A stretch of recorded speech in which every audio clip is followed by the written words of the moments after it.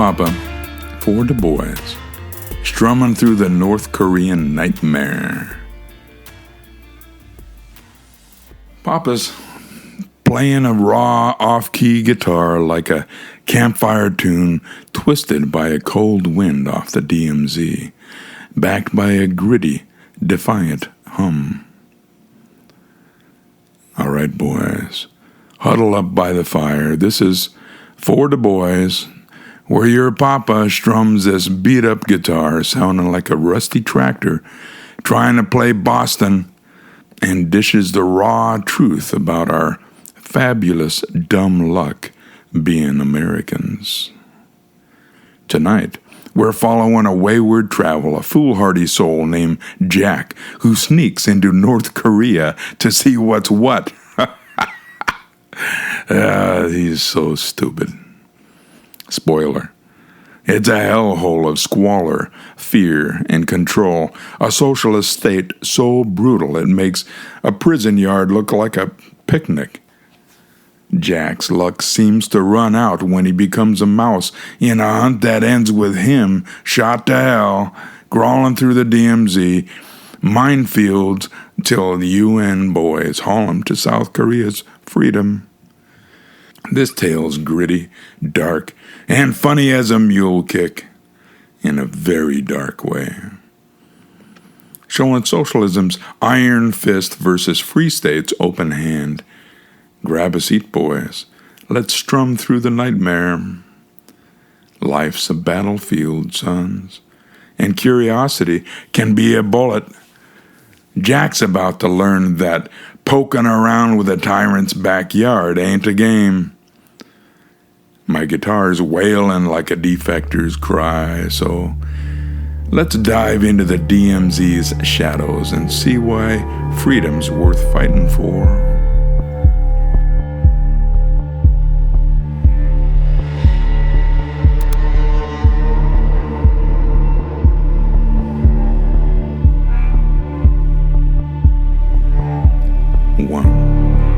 Sneaking into the hermit kingdom. The night was black as coal. The Yalu River's chill cutting through Jack's jacket like a knife. Jack, a 28-year-old drifter with a backpack, a GoPro, and a death wish, crouched in the reeds near Dandong, China. He'd read the blogs, seen the documentaries, and figured he'd sneak into North Korea for a peek, maybe post some viral clips. How bad can it be? He muttered, his breath fogging in the frost. With a bribed smuggler's help, he slipped across the border in a rickety boat, landing in a muddy ditch near Sinwiju. It turns out that nobody in his right mind sneaks into North Korea, so the operation was pretty simple. No resistance. Jack's first glimpse was a gut punch. Skeletal farmers bent over rice paddies, using wooden plows that looked like museum pieces, their faces hollow as the moon. No tractors, no lights. Just back-breaking labor under a gray sky. He whispered to his GoPro, "This ain't progress. This is 1800s misery." The air smelled of dirt and fear, and Jack's bravado started cracking like cheap ice. Papa strummed a chord, a sour twang like a shovel hitting a rock. "Jack's a damn fool, boys," he cackled, thinking he'd waltz into Kim's kingdom and just stroll out. Socialism's promise, equality.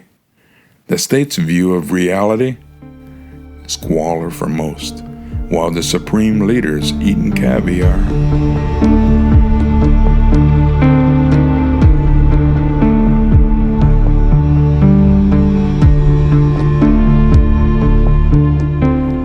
To the land of chains, Jack trekked deeper, hiding in barns and alleys, his GoPro catching the dystopian slideshow. In a village near Haisan, he saw families rationing rice, measuring grains like gold dust, kids with bloated bellies from starvation. Fuel was a myth. Bicycles and ox carts ruled the roads, while generals, luxury apartments loomed gray and crumbling like the projects in a forgotten hood.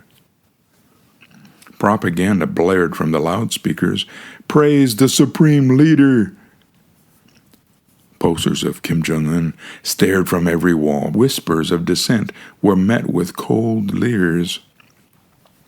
In a market, Jack overheard a woman's mutter, "Kim's a fat god while we starve."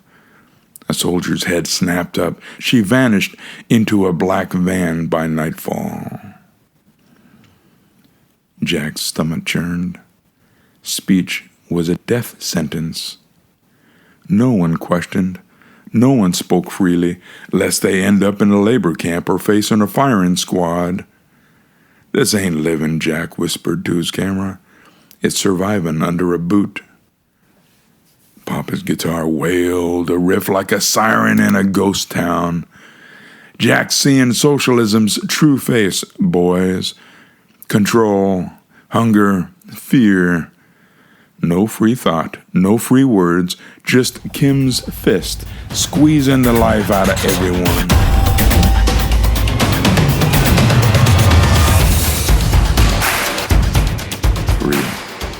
The manhunt begins.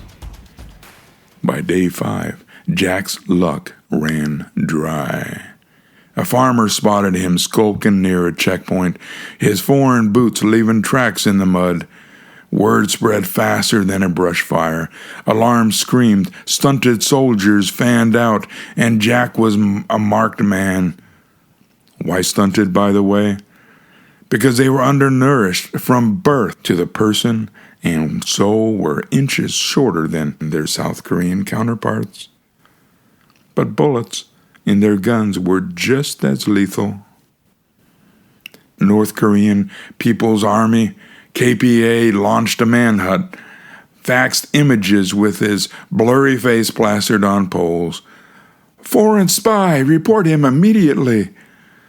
Jack's heart pounded like a war drum, and he ditched his backpack, keeping only the GoPro, and bolted south towards the DMZ. Villagers shunned him, fearing guilty by association. Dogs barked, helicopters buzzed, and Jack heard radio chatter about executive orders to shoot on sight. "I just wanted to see," he gasped, dodging through the forest, his legs burning.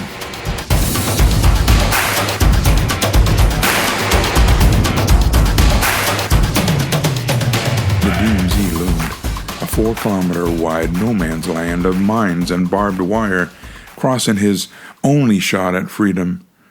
He was a fool, and now he was prey. Papa strummed the chord like a mind exploding. "Jack's running from Kim's goons, boys," he hooted. "But curiosity is a bad bet when the house is a dictator. Socialism's cage don't let you out so easy."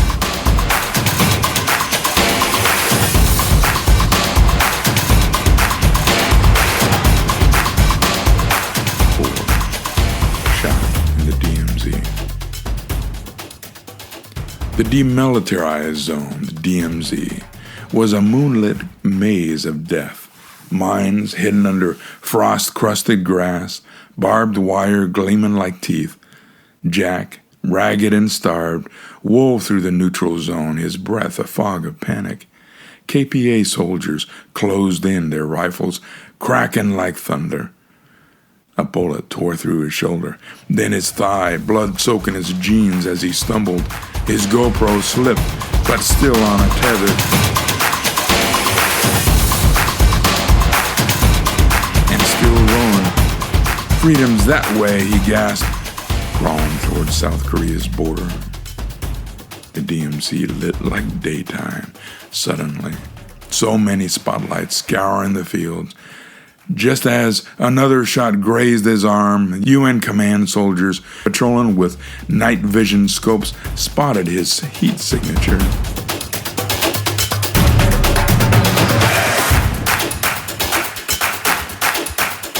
Hold fire! A South Korean sergeant barked, dragging Jack's bleeding body across the South Korean borderline. Medics swarmed, stabilizing him as he mumbled, "Saw it. Hell on earth." The South lights glowed. Seoul's skyscrapers, cars, freedom, a world away from North's darkness. Papa's guitar wailed, a riff like a chopper lifting off. "Jack's lucky he's breathing, boys," he chuckled, dark as a grave. "Shot to hell, but he made it to a free state. North Korea's socialism is a death trap. South Korea's a beacon."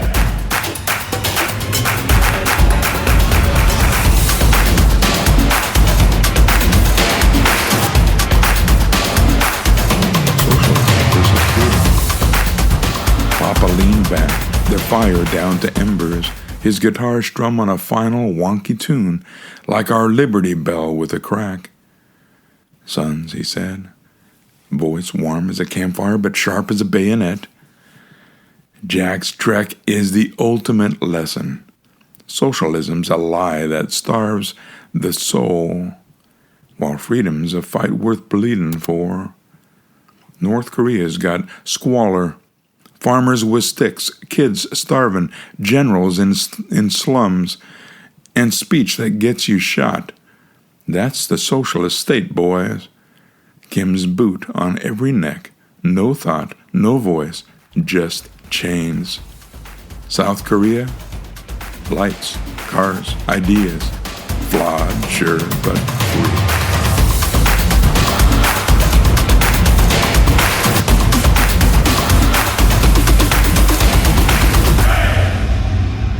Tossed the stick, sparks flying like hope in the dark. Jack saw the truth. Socialism's promises equality, but delivers misery. Freedom ain't perfect, but it's life, with at least a shot at perfection that you'll never find in socialism. North Korea is the cage, South Korea is the open road. Choose the road, sons, and don't look back. This is Papa, for the boys, signing off. Keep conquering, keep loving, keep running towards freedom. Strum the truth, and don't sneak into no dictator's backyard.